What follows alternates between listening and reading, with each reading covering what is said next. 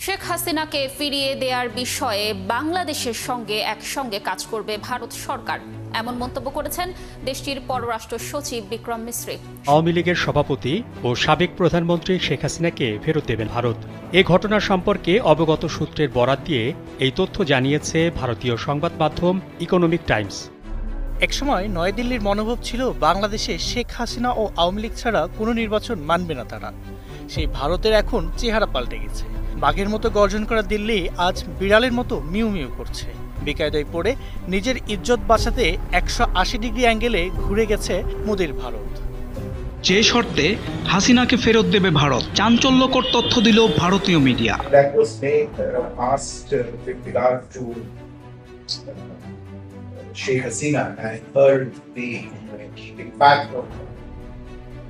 ভারতের সঙ্গে আমাদের একটা বন্ধি বিনিময় 2016 সালের একটা চুক্তি আছে।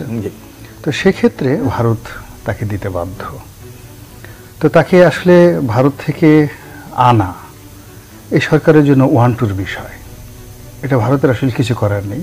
নরেন্দ্র মোদী তাকে প্লেনে করে বাংলাদেশে পাঠিয়ে 10 বার হরে রাম হরে কৃষ্ণ বলে তারা ওই উলুধ্বনি দেবে খুশিতে। ভারতের আসলে কিছু করার নেই। ভারতের যা করার তা ভারত করেছিল, কিন্তু ব্যর্থ হয়েছে। কারণ ডক্টর ইউনূসের সাথে নরেন্দ্র মোদীর তুলনা হচ্ছে বাঘের সাথে বিড়ালের তুলনার মতো। সুতরাং বাঘের সাথে বিড়াল তো জয়ী হওয়ার প্রশ্নই ওঠে না। কারণ আমরা দেখেছি যে বাংলাদেশে গণ অভ্যুত্থান হওয়ার পরে ভারতের নরেন্দ্র মোদী এবং বিজেপি তারা বাংলাদেশের জনগণের বিরুদ্ধে এবং ডক্টর ইউনূসের বিরুদ্ধে, অন্তর্বর্তী সরকারের বিরুদ্ধে বিভিন্নভাবে একের পর এক ষড়যন্ত্র তারা করেছে, কিন্তু তারা ব্যর্থ হয়েছে। আর সবথেকে বড় কথা হচ্ছে যে ওস্তাদের মার শেষ রাত্রে, যেটা ডক্টর ইউনূস তিনি প্রমাণসহ দেখিয়ে দিয়েছেন এবং এই শেষ সময় তিনি নরেন্দ্র মোদীকে একেবারে রাম ধোলাই দিয়েছেন, তাও আবার বিশ্ব মঞ্চে। সুতরাং নরেন্দ্র মোদী ডক্টর ইউনূসের ধোলাই খেয়ে দিশেহারা হয়ে ঘোষণা দিয়েছে যে ভিক্ষা লাগবে না, কুকুর ঠেকাও। অর্থাৎ ইতিমধ্যেই বাংলাদেশের পক্ষে কাজ করার ঘোষণা দিয়েছে এবং শেখ হাসিনাকে গ্রেফতার করে বাংলাদেশে ফিরিয়ে দেওয়ারও ঘোষণা দিয়েছে। তো দর্শক, এ বিষয়ের কিছু অংশ ভিডিওর শুরুতে শিরোনামে আপনারা দেখেছেন, বিস্তারিত দেখবেন পুরো ভিডিও জুড়ে। এ বিষয়গুলো দেখার পূর্বে আপনাদের একটা অনুরোধ করব, যারা আমাদের চ্যানেলে নতুন আসছেন চ্যানেলটি সাবস্ক্রাইব করে অল ক্লিক করে বেল আইকনটি চালু করে দিবেন। দর্শক, চলুন আমরা দেখব যে এবার ডক্টর ইউনূসের ধোলাই খেয়ে ভারত যে সোজা হয়ে গিয়েছে এবং শেখ হাসিনাকে গ্রেফতার করে বাংলাদেশে ফিরিয়ে দেওয়ার ঘোষণা দিয়েছে, সেটা আমরা দেখব। সেটা দেখার পূর্বে চলুন প্রথমে আমরা একটু দেখব যে শেখ হাসিনাকে কেন এবং কি কি কারণে মূলত ভারত তারা ফেরত দিবে, সেটা আমরা প্রথমে কিছু অংশ দেখে এরপর ওই বিষয়টা দেখব। ধৈর্য ধরে একটা লাইক দিয়ে ভিডিওটি শেষ পর্যন্ত দেখতে থাকুন। জানা আছে যে ভারতের সঙ্গে আমাদের একটা বন্ধি বিনিময় 2016 সালের একটা চুক্তি আছে। তো সেক্ষেত্রে ভারত তাকে দিতে বাধ্য। তো তাকে আসলে ভারত থেকে আনা এই সরকারের জন্য ওয়ান-টুর বিষয়। এটা ভারতের আসলে কিছু করার নেই, দিতে বাধ্য। এটা নিয়ে বর্তমান সরকারে যারা আছেন তারা যদি রাজনীতি করার চেষ্টা করেন, মাঠ গরম করার চেষ্টা করেন, আলটিমেটলি এটা তাদের জন্য বুমেরাং হবে। তারা যখন ইচ্ছা তখনই কিন্তু ভারত থেকে আনতে পারে। এবং একজন রাজনীতির ছাত্র হিসেবে আমার কাছে মনে হচ্ছে যে ডক্টর মোহাম্মদ ইউনূস যদি আজকে নরেন্দ্র মোদীকে ফোন করেন যে উই নিড হার, তাকে দরকার, তাহলে কালকে নরেন্দ্র মোদী তাকে প্লেনে করে বাংলাদেশে পাঠিয়ে 10 বার হরে রাম হরে কৃষ্ণ বলে তারা ওই উলুধ্বনি দেবে খুশিতে। এর কারণ হলো পুরো ভারতের যে রাজনীতি, সেই রাজনীতিতে এখন জনাব নরেন্দ্র মোদীর জন্য, কংগ্রেস নেতাদের জন্য, পুরো ভারতবর্ষের জন্য শেখ হাসিনা এখন তাদের একটা গলার কাটা হয়ে দাঁড়িয়েছে, বোঝা হয়ে গিয়েছে। এবং বাংলাদেশের সঙ্গে এই যে ভারতের যে দ্বিপাক্ষিক সম্পর্ক, এই সম্পর্কের কারণে বাংলাদেশের ডেমোক্রেসি নষ্ট করেছে ভারত। এখানে একটা কর্তৃত্ববাদী শাসন প্রতিষ্ঠা করেছে, ফিউডাল সোসাইটি গড়ে তুলেছে এবং যেটাকে ফ্যাসিইজম বলা হয়, নব্য ফ্যাসিইজম, এটা নরেন্দ্র মোদী করেছে। এবং তার ফলে ভারতের যে অভ্যন্তরীণ গণতন্ত্র এটি নষ্ট হয়েছে এবং তাদের যে সিকিউরিটি, সোশ্যাল সিকিউরিটি, এটা কতটা হুমকির মধ্যে পড়েছে যখন 15ই আগস্ট ভারতের স্বাধীনতা দিবস হলো। তো সেখানে নরেন্দ্র মোদীর বক্তব্য এবং তাদের যে চিফ জাস্টিস তাদের দুজনের বক্তব্য ছিল একেবারে 180 ডিগ্রি অ্যাঙ্গেলের সম্পূর্ণ উল্টো। নরেন্দ্র মোদী এখানে বাংলাদেশে যা কিছু হয়েছে, হিন্দুদের উপর যে নির্যাতন হচ্ছে বা এই সমস্ত বিষয় উল্লেখ করে একটা আবেগ গ্রো করার চেষ্টা করছিলেন, কিন্তু তার বডি ল্যাঙ্গুয়েজ, তার মুখের ভাষা সব কিছুতেই মনে হচ্ছিল তিনি ফ্রাস্ট্রেটেড। আর যিনি চিফ জাস্টিস তিনি একেবারে স্পষ্টভাবে বলছেন যে বাংলাদেশে যে ঘটনাটা ঘটেছে সেই ঘটনায় অনুভব করা যায় স্বাধীনতার মূল্য কত। এর অর্থ যে বাংলাদেশ নরেন্দ্র মোদীর নিয়ন্ত্রণে ছিল, বাংলাদেশ স্বাধীন ছিল না।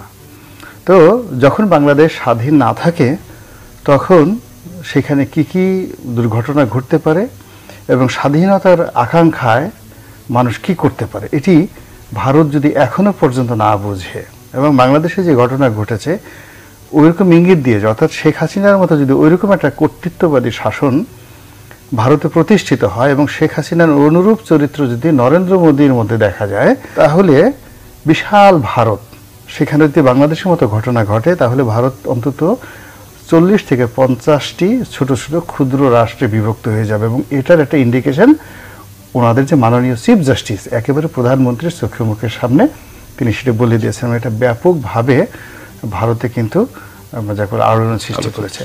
এবং এখন এই যে বাংলাদেশের ঘটনাকে কেন্দ্র করে পশ্চিমবঙ্গে যে তোলপাড় হচ্ছে, তার সঙ্গে সঙ্গে আসামে গন্ডগোল হচ্ছে, ত্রিপুরা, নাগাল্যান্ডের সব জায়গাতে গন্ডগোল হচ্ছে এবং সেখানে কিন্তু সীমান্তে রেড অ্যালার্ট জারি হচ্ছে।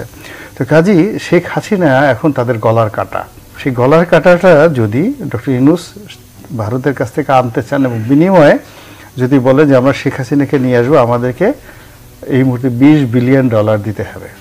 $10 বিলিয়ন হলো আনকন্ডিশনালি এমনি গ্র্যান্ট হিসেবে আমাদের যে ক্ষয়ক্ষতি তোমরা করেছো এই জন্য $10 বিলিয়ন দেবা, আর $10 বিলিয়ন হলো বিনা সুদে আগামী 50 বছরের জন্য। বিশ্বাস করেন আপনি ডক্টর ইউনূস এই জিনিসটা প্রকাশ্যে বলুক যে আমরা শেখ হাসিনাকে 24 ঘন্টার মধ্যে নিয়ে আসবো, আমাদেরকে $20 বিলিয়ন দেবা, $10 বিলিয়ন আমাদের যে গণতন্ত্র ধ্বংস করেছে, ক্ষতি করেছে, এটার জন্য আর $10 বিলিয়ন সফট ইসে যেন তোমাদের সাথে আমরা ব্যবসা বাণিজ্য করতে পারি, তোমাদের কারণে আমাদের এই ক্ষয়ক্ষতি হয়েছে। এর কারণে গত 3 থেকে 4 মাস যাবত আমাদের ইকোনমির চাকা এখন পর্যন্ত ঘুরছে না। এই যে বিশাল ক্ষয়ক্ষতি, এটা তো ভারতের জন্য। কাজে এখন উপদেষ্টারা যদি চোখে চোখ রেখে ওইভাবে ভারতকে অফার দেয়, আমার বিশ্বাস যে ভারত এই $20 বিলিয়ন বাংলাদেশকে দিয়ে তারপরে তারা শেখ হাসিনা মুক্ত একটা ভারতের জন্য তারা মানে যাকে বলা হয় চেষ্টা তদবির করবে এবং বাংলাদেশের সঙ্গে বিশেষ করে ডক্টর ইউনূস সাহেবের সঙ্গে নেগোসিয়েশন করার জন্য স্বয়ং নরেন্দ্র মোদী বাংলাদেশে চলে আসবেন। এখন এটি আমাদের মাননীয় ডক্টর ইউনূস মহোদয় উনি এটা কিভাবে গ্রহণ করবেন, কিভাবে প্রস্তাব দেবেন এবং কিভাবে কূটনৈতিক চ্যানেলে শেখ হাসিনাকে ফেরত আনবেন, এটা তার ব্যাপার। কিন্তু শেখ হাসিনাকে নিয়ে এখানে রাজনীতির কিছু নেই। এর কারণ হলো এখন যেভাবে হোক না কেন বাংলাদেশে বিচার যদি শুরু হয়, ভারত তাকে ফেরত দিতে বাধ্য।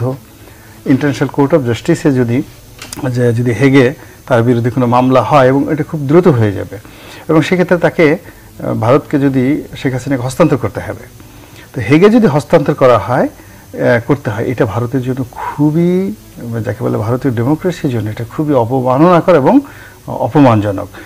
ওর আগেই শেখ হাসিনা এটা শেখ হাসিনাকে কেন্দ্র করে টানাপোড়েনের সর্বোচ্চ পর্যায়ে আছে ভারত বাংলাদেশের কূটনৈতিক সম্পর্ক। ফেরত প্রসঙ্গে ঢাকা থেকে চিঠি দেওয়া হলেও সেই চিঠির উত্তরও জানায়নি নয়াদিল্লি। তবে এবার হাসিনাকে ফেরত পাঠানো নিয়ে মুখ খুলেছেন ভারতের পররাষ্ট্র সচিব বিক্রম মিশ্রি। ভারতের সাথে বাংলাদেশের ঐতিহাসিক, সাংস্কৃতিক ও অর্থনৈতিক সম্পর্ক দীর্ঘদিনের। তবে সেই সম্পর্ক বর্তমানে ইতিহাসের সবচেয়ে টানাপোড়েনের মধ্য দিয়ে যাচ্ছে, যার কেন্দ্রে রয়েছে বাংলাদেশের ক্ষমতাচ্যুত সাবেক প্রধানমন্ত্রী শেখ হাসিনা ও তার দল আওয়ামী লীগ। গত বছরের 5 আগস্ট শেখ হাসিনার দীর্ঘ 16 বছরের জুলুমের দেয়াল ভেঙে দেয় ছাত্র জনতা। তীব্র আন্দোলনে টিকতে না পেরে ভারতে পালিয়ে আশ্রয় নেয় শেখ হাসিনা। বাংলাদেশের অন্তর্বর্তী সরকারের প্রধান উপদেষ্টা হিসেবে দায়িত্ব নেন প্রফেসর ডক্টর ইউনূস। দেশের রাজনীতির এমন নাটকীয় পালাবদলের পর বড় প্রভাব পড়ে ভারতের সাথে দীর্ঘদিনের সম্পর্কেও। বাংলাদেশের নতুন সরকারকে সহযোগিতার বদলে শেখ হাসিনাকে প্রাধান্য দিতে থাকে ভারত সরকার। একের পর এক কথিত অভিযোগে উদ্বেগ জানাতে থাকে নয়াদিল্লি। বাংলাদেশ নিয়ে মিথ্যা সংবাদ প্রচারে ব্যস্ত হয়ে পড়ে দেশটির অধিকাংশ গণমাধ্যম। যেন বাংলাদেশে শেখ হাসিনার এমন পতনে স্বপ্নভঙ্গ হয়ে যায় ভারতের। এর ফলে স্মরণকালের সবচেয়ে হিমশীতল সম্পর্কে পৌঁছায় দুই দেশ। 1 বছর পেরিয়ে গেলেও সেই হিমশীতল বরফ এখনো গলতে শুরু করেনি। দিকে জুলাই হত্যাকাণ্ডে শেখ হাসিনাকে বিচারের কাঠগড়ায় দাঁড় করানোর জন্য তাকে ফেরত চেয়ে বাংলাদেশ থেকে চিঠি দিয়ে অনুরোধ করা হলেও সেই চিঠির কোনো উত্তর এখনো দেয়নি ভারত। তবে এবার সে বিষয়ে মুখ খুললেন ভারতের পররাষ্ট্র সচিব বিক্রম মিশ্রি। 6 অক্টোবর দিল্লির সাউথ ব্লকে ডিপ্লোম্যাটিক করেসপন্ডেন্ট অ্যাসোসিয়েশন অব বাংলাদেশের সদস্যদের সঙ্গে মতবিনিময়ের সময় বিক্রম মিশ্রি বলেন, বাংলাদেশের অনুরোধের বিষয়টি পরীক্ষা নিরীক্ষা করছে, এটা আইনি ও বিচারিক বিষয়, তাই এই মুহূর্তে এর থেকে বেশি কিছু বলতে চাই না। পররাষ্ট্র সচিব বলেন, বাংলাদেশে একটি অবাধ, স্বচ্ছ ও অংশগ্রহণমূলক নির্বাচন চায় ভারত। অংশগ্রহণমূলক নির্বাচন কেমন হবে তা নির্ধারণের দায়িত্ব বাংলাদেশের অথরিটি, সাধারণ মানুষ ও সিভিল সোসাইটির। নির্বাচন সারা বিশ্বের কাছে গ্রহণযোগ্য হবে সেটাই মাথায় রেখে বাংলাদেশ নিজের নির্বাচন আয়োজন করবে। বাংলাদেশের গণঅভ্যুত্থান হওয়ার পর বাংলাদেশের প্রতিবেশী দেশ হিসাবে ভারতের কর্তব্য ছিল যে বাংলাদেশের জনগণের, বাংলাদেশের মানুষের পক্ষে তাদের দাঁড়ানো। বাংলাদেশের মানুষ নতুন যে অন্তর্বর্তী সরকার গঠন করেছে এই সরকারের পক্ষে মত দেওয়া, এই সরকারকে সাপোর্ট করা। কিন্তু ভারত এবং বিজেপি তারা সেটা তো দূরের কথা, উল্টোভাবে আরও বাংলাদেশের মানুষের বিপক্ষে তারা অবস্থান নিয়েছিল এবং বাংলাদেশের অন্তর্বর্তী সরকারের বিরুদ্ধেও তারা অবস্থান নিয়েছিল। তো এবং পাশাপাশি তারা আমরা দেখেছি যে একের পর এক বিভিন্নভাবে ষড়যন্ত্র করেছে ডক্টর ইউনূসের বিরুদ্ধে, আমাদের এদেশের মানুষের বিরুদ্ধে। তো এর মাধ্যমে সে তার বাস্তব যে চরিত্র সেটা কিন্তু সে ফুটিয়ে তুলেছে। অর্থাৎ তার বাস্তব চরিত্র কি, যে সে বাংলাদেশের মানুষের পক্ষে না, বাংলাদেশের পক্ষে না, কিন্তু সে একটা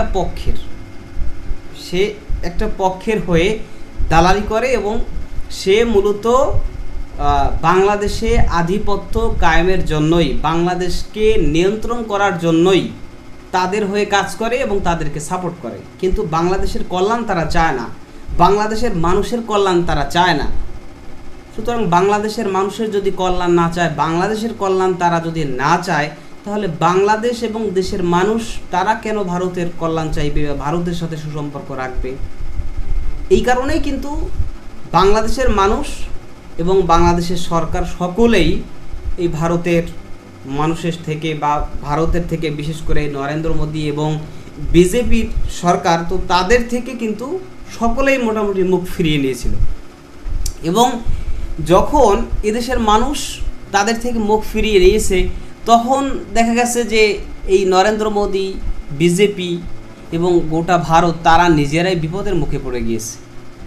এমনকি আমরা সর্বশেষ যেটা দেখলাম যে এই ডক্টর ইউনূস, আমাদের অন্তর্বর্তী সরকারের প্রধান, তিনি দেশের বাহিরে বিশ্বমঞ্চে যখন সফরে গিয়েছে তখন সেই বিশ্বমঞ্চে নরেন্দ্র মোদীকে কঠোরভাবে রামধোলাই দিয়েছে।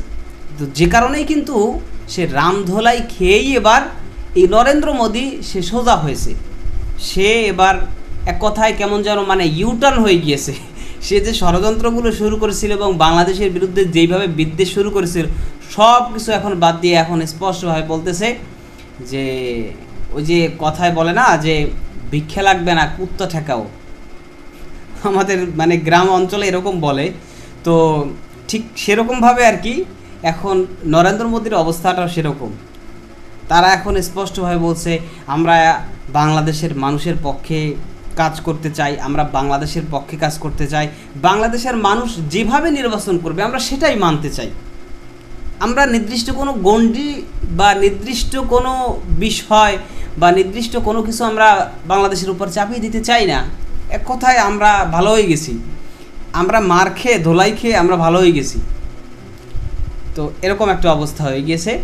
এবং ইতিমধ্যে এই শেখ হাসিনাকে ফেরতের বিষয়ে বাংলাদেশ থেকে আনুষ্ঠানিকভাবে চিঠি প্রদান করা বা ইন্টারপোলে রেড নোটিশ জারি করা সহ বিভিন্ন প্রসেস কিন্তু গ্রহণ করা হয়েছিল, কিন্তু কোনোটাই নরেন্দ্র মোদী এবং বিজেপি তারা আমলে নেয় নাই। কিন্তু সর্বশেষ এখন বিশ্বমঞ্চে ধোলাই খেয়ে এখন এসে নরেন্দ্র মোদী তার শুভবুদ্ধি উদয় হয়েছে। এখন বলতেছে যে হ্যাঁ, শেখ হাসিনাকে ফেরতের বিষয়ে আমরা বাংলাদেশের সাথে কাজ করতে চাই, আমরা বাংলাদেশের সাথে ঐক্যমত হয়ে কাজ করতে চাই।